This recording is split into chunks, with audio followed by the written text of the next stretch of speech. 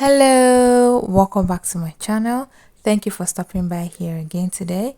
And if this is the first time here on the channel, we are super excited to have you here and you're welcome to the family. In today's video, I'm going to be sharing with us how to cut and sew a bodysuit, just like you can see here on the screen. You can use any fabric of your choice. I decided to use this one so that I can use it to rock my crop tops, my tube tops, etc, etc, just like you can see here on the screen. So if you're interested in learning how to do something like this, keep on watching and let us get straight into this video.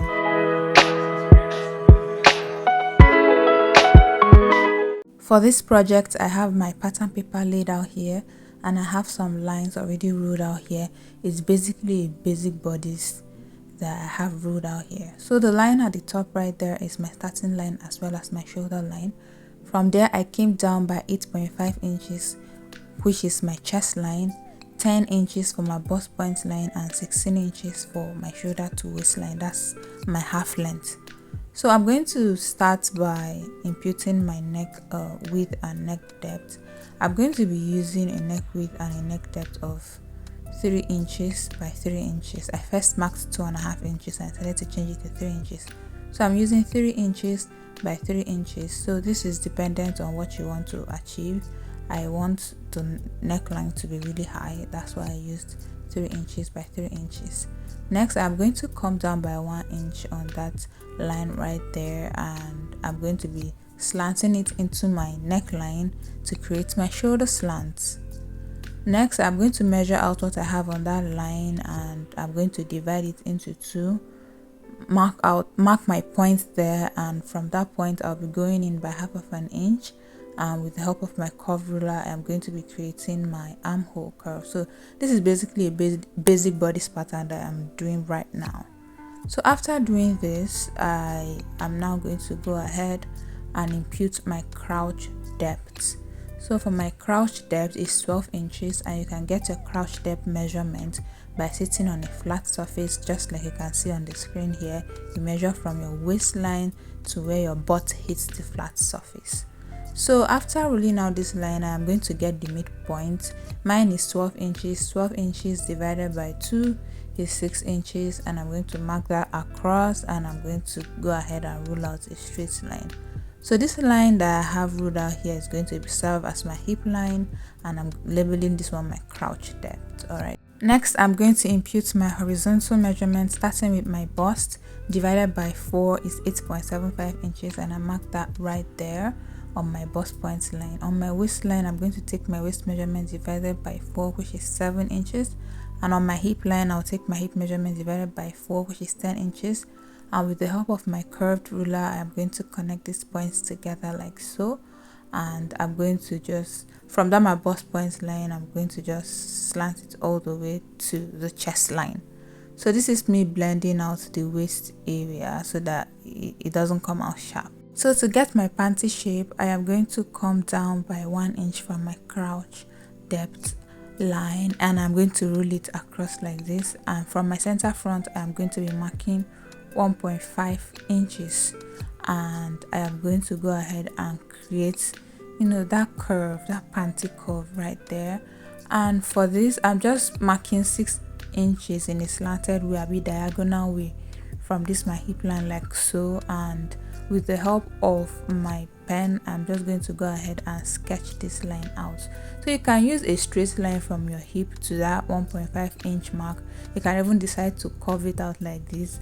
Just I think your discretion is needed for this one. Use whatever style you want for this. Okay, so after making my sketch, this is me using my marker to just make this line visible.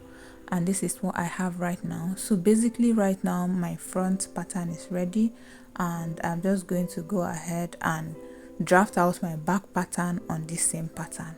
So the difference between the front and the back pattern is in the armhole. The armhole of the back is supposed to be shallower than that of the front. And next I'm going to come and work on this crouch area. Okay, so for the back, I'm going to be extending this line right here. So the crouch extension for the back is going to be way longer than that of the front. and this is because of the butt. Our bum bum is behind. All right, so for this pattern you can see that I came down by 1 inch. That's for the front, but for the back it's going to be way more than that because it's going to wrap across your bum and meet at the center of, you know, the private area. And this is the reason for this extension. I hope this makes sense. So I'm going to be coming down by 5 inches. You can use 4 inches, but I'm going to be coming down by 5 inches. So I'm going to square out this line after marking it like so, and from the center front I'm going to be imputing that same 1.5 inches that I used for the front. Okay, so I hope you are not confused. I decided to use a red marker to indicate that this is for the back. So with the help of my pen, I am sketching out how I want the back to be, and I want my bum to be quite covered, so I came out a little bit more. Just use your discretion when you're doing this. Okay, so when you do, you try it out and see how it fits. This is my first time doing this. Okay, so the distance is about 2.5 inches from the front, and that is what I have. I feel like this is going to cover my bum more. I'll let you know the results when I put this on. Okay, so finally, to complete the back pattern, I'm coming down by 1.5 inches for my back neck depth, and I'm connecting this to my neck width of 3 inches, and this is me adding 1/2 inch on the shoulder for seam allowance. And right here, my front and my back pattern are connected together, and I'm just going to go ahead and cut out the back pattern first. I didn't add any seam allowance to this pattern because the fabric that I'm going to be using is quite stretchy. So if you're using a fabric that is not stretchy, you want to go ahead and add your seam allowances. Even for the center back, I am not going to be including a zipper allowance because I'm using a stretchy fabric. So this is what it looks like. I am done cutting out the back pattern, and I placed it on a fresh pattern paper to just cut out exactly what I have here. So this is me tracing out the lines to the back so that I can rule this out and label it. So after tracing it out, I'm going to use the help of my ruler to rule this out, and I will label it.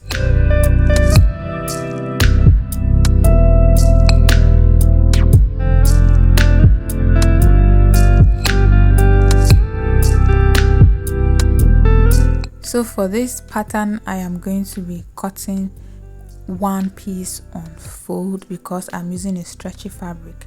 So if the fabric that you're using is not stretchy, you'd want to go ahead and add your zip allowance of 1 inch or 1.5 inches.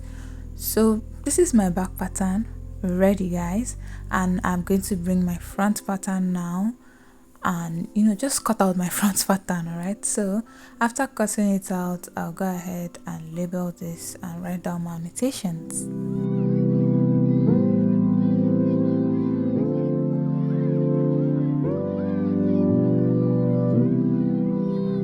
For the front piece, I am also going to be cutting one piece on fold. So this is what my front and my back pattern looks like. It's pretty easy, it's very easy. And next thing I'm going to do is place this on my fabric rather, and cut it out. And this is the fabric that I'm going to be using. It's a lace. I don't even know if it's Chantilly lace or if it's sample lace, but I shall know that it's soft and I love how it feels on the body. I like the texture. I placed my pattern paper on top so that you will see my lace clearly because my table is black. So this my fabric stretches two ways.